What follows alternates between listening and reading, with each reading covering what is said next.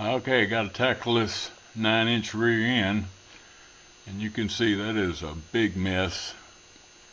This front seal in it is bad, and I don't even know if the thing's got any grease in it at all. But I got to clean this up, and I had time to finish this job.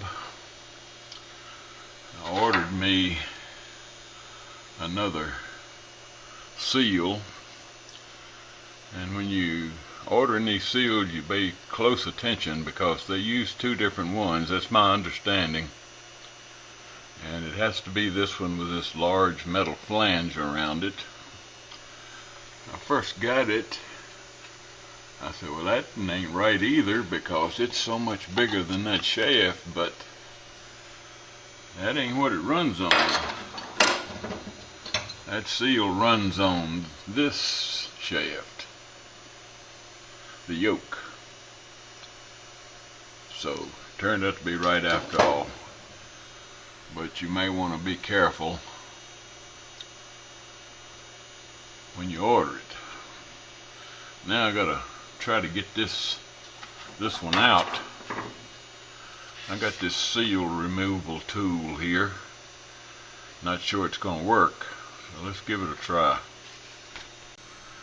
Well, that didn't want to come easy. What I had to do was drive a screwdriver into it. Then once I got a slot on it, beat on it a little bit, then this tool pulled it out. So